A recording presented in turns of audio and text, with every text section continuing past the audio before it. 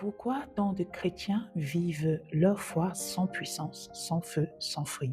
C'est tout simplement parce qu'ils négligent le rôle essentiel du Saint-Esprit. Dans cette vidéo, nous allons vous révéler pourquoi ignorer le Saint-Esprit est l'erreur fatale de tout chrétien et comment revenir à une vie chrétienne guidée, remplie et transformée par le Saint-Esprit. C'est un message poignant de Catherine Kuhlman. Nous vous invitons à rester jusqu'à la fin, car après cette vidéo, votre perception de la personne du Saint-Esprit ne sera plus jamais la même. Alors que Dieu vous bénisse, nous vous souhaitons une bonne écoute sur Even Audio, la chaîne destinée à votre édification. Shalom. Le merveilleux Saint-Esprit est une personne. Rappelez-vous, il possède tous les attributs de la personnalité. Vous devez considérer cela avant de pouvoir comprendre l'œuvre du Saint-Esprit.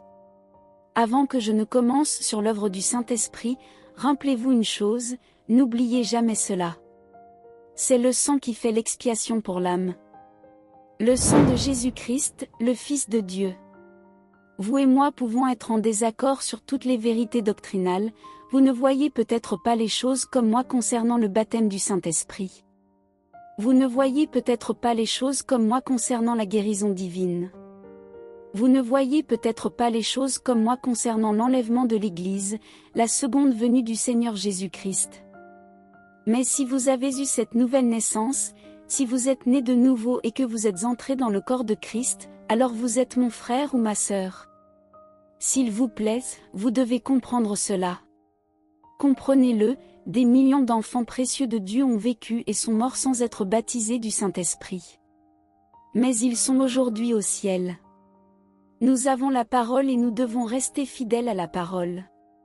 Combien comprennent? Et que personne ne vous dise que vous ne devez pas être remplis du Saint-Esprit. Cette expérience merveilleuse, le baptême du Saint-Esprit, est l'une des plus belles, la plus grande chose qui puisse entrer dans votre vie après votre nouvelle naissance.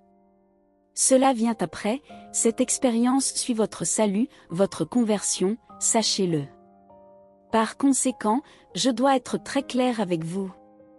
Le baptême du Saint-Esprit n'a rien à voir avec votre salut. Si vous êtes né de nouveau, je le répète pour que ce soit bien clair, cette nouvelle naissance où littéralement toutes choses anciennes sont passées et où vous êtes devenu une nouvelle créature en Christ Jésus. C'est l'expérience la plus importante de la vie de tout individu. Et le baptême du Saint-Esprit n'a rien à voir avec votre salut. Bien. Le Saint-Esprit est une personne et vous devez le reconnaître. Car il a l'intellect, l'émotion, la volonté, tous les attributs qui caractérisent une personnalité. Oh, vous ne savez pas ce que vous manquez. Chaque fois que vous pensez au Saint-Esprit comme à une simple influence, oh s'il vous plaît, quand vous pensez au Saint-Esprit comme à un simple mystère, vous ne savez pas ce que vous manquez, vous ne savez pas, il y a quelque chose en lui quand vous apprenez à le connaître. Quand vous apprenez à le connaître, il devient une partie vivante de vous. Et le Saint-Esprit n'est pas une nouvelle personnalité qui viendrait juste d'apparaître sur la scène.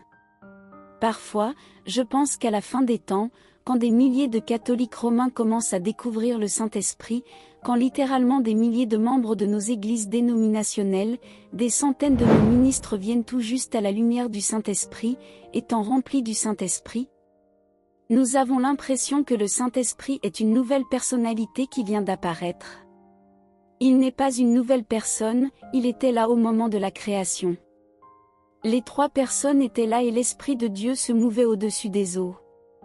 Et chaque fois que la parole parle de l'Esprit de Dieu, c'est du Saint-Esprit dont il s'agit. Les saints de l'Ancien Testament connaissaient la puissance du Saint-Esprit. Oh, Moïse connaissait la puissance du Saint-Esprit. Lisez-le dans les Nombres, lisez-le. Et quand les 70 furent choisis, c'est au chapitre 11 des Nombres, quand les 70 furent choisis pour aider Moïse, dans le jour souverain de Dieu, Dieu avait non seulement rempli Moïse du Saint-Esprit, mais il est aussi venu sur les 70 pour travailler avec lui. Dans la construction du tabernacle, Dieu dans sa souveraineté, est venu sur ceux qui ont aidé à bâtir le tabernacle. Gédéon connaissait le Saint-Esprit. Quand vous lisez l'Ancien Testament et que vous voyez la puissance qui reposait sur certains de ces saints de l'Ancien Testament, à quoi pensez-vous? Quel était leur secret?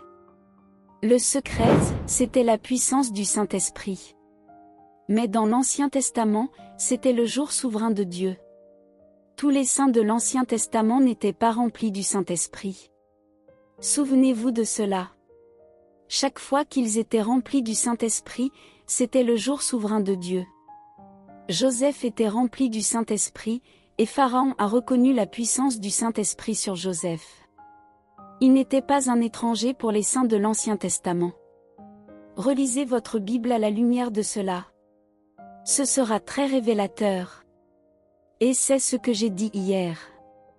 Il y a une telle différence entre la religion et le christianisme. Le christianisme révèle, et le Saint-Esprit est le grand révélateur. Les prophètes de l'Ancien Testament connaissaient la puissance du Saint-Esprit. Si nous devions appeler les prophètes de l'Ancien Testament ici, dans cet auditorium ce matin, ils pourraient témoigner de la puissance même de celui dont je parle. Mais toujours, c'était le jour souverain de Dieu, sachez-le. David savait combien la personne du Saint-Esprit était précieuse. David avait reçu cette expérience merveilleuse. J'aimerais savoir comment il l'appelait alors. Je ne pense pas qu'il l'appelait le baptême du Saint-Esprit. Je ne crois pas. Il savait seulement que c'était le Saint-Esprit. Voilà pourquoi le cri le plus triste que nous ayons dans la parole de Dieu est ce cri de David. Il a crié, « Ne retire pas ton Saint-Esprit de moi, ne m'ôte pas ton Saint-Esprit. » Le même Saint-Esprit que vous connaissez, le même Saint-Esprit dont la présence est ici, à cette heure même. J'ai prié cette prière 10 000 fois, « Ne retire pas ton Saint-Esprit de moi. » Samson savait, voilà pourquoi il est dit qu'il ne sut pas que l'Esprit s'était retiré de lui. C'était la puissance du Saint-Esprit, la puissance du Saint-Esprit dans la vie de Samson. Le Saint-Esprit s'était retiré, et il essaya de se lever et de se secouer comme les autres fois. Et j'ai vu cela encore et encore. Et vous l'avez vu aussi. Et c'est cela, la tragédie. Vous pouvez dire les mêmes mots, refaire les mêmes gestes, mais quand le Saint-Esprit n'est plus là, quand le Saint-Esprit ne secoue plus, alors nous avons du fanatisme et des manifestations de la chair. Voilà mes amis, ceux qui jettent l'opprobre sur le Saint-Esprit. Voyez-vous, je l'aime tellement. Je ne pourrais pas vivre sans lui, je ne pourrais pas vivre sans le Saint-Esprit. Je ne pourrais pas, je suis la personne la plus ordinaire du monde. Y a-t-il une femme aujourd'hui plus ordinaire que celle qui se tient devant vous maintenant? Je sais d'où je viens. Je sais. D'un petit carrefour de village à Concordia, dans le Missouri. Je suis la personne la plus improbable que Dieu aurait pu utiliser. Je le sais. Je connais le secret de la puissance dans ce ministère. Je le sais mieux que quiconque. Je sais que je n'ai rien à voir avec la puissance du Saint-Esprit quand cette puissance merveilleuse et cette personne viennent sur les hommes et les femmes, et qu'ils tombent sous sa puissance. Je sais que je n'y suis pour rien.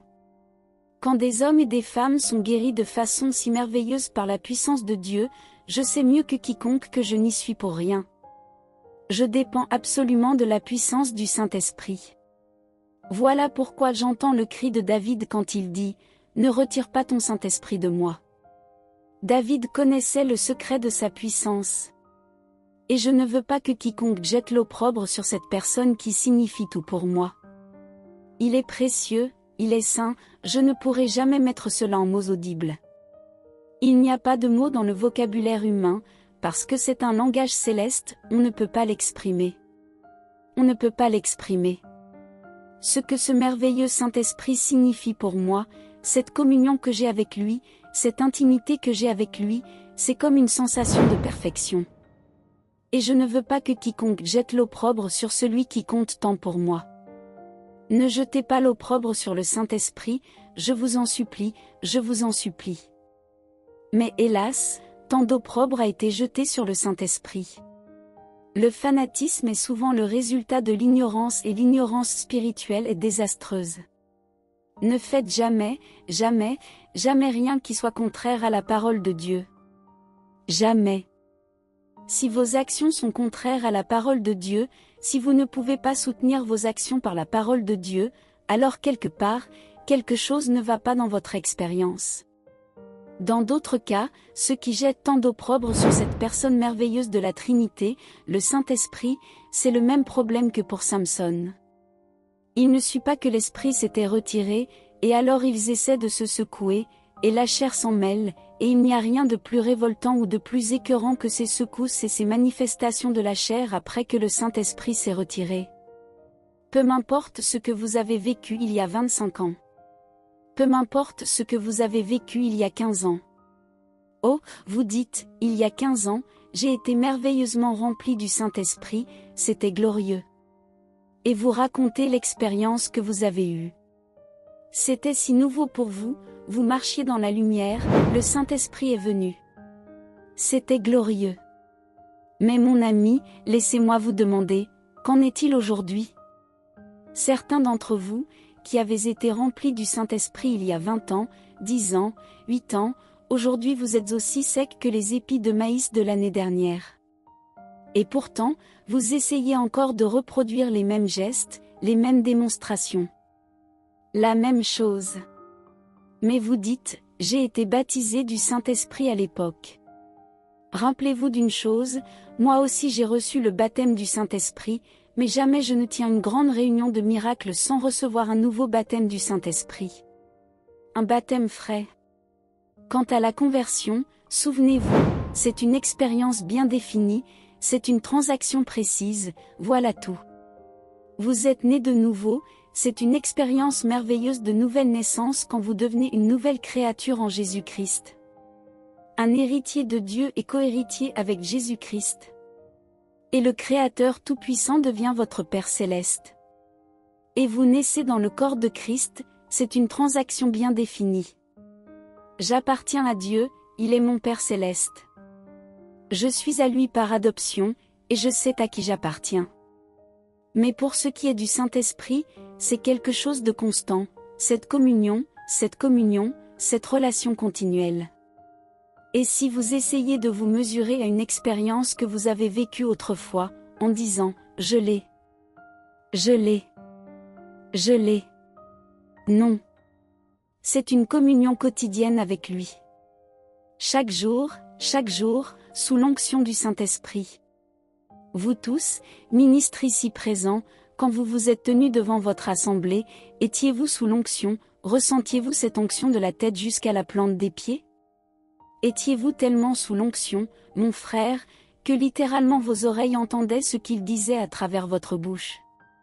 Sous l'onction du Saint-Esprit, je me suis tenu là, et il m'a enseigné alors qu'il parlait par mes lèvres, et mes oreilles entendaient.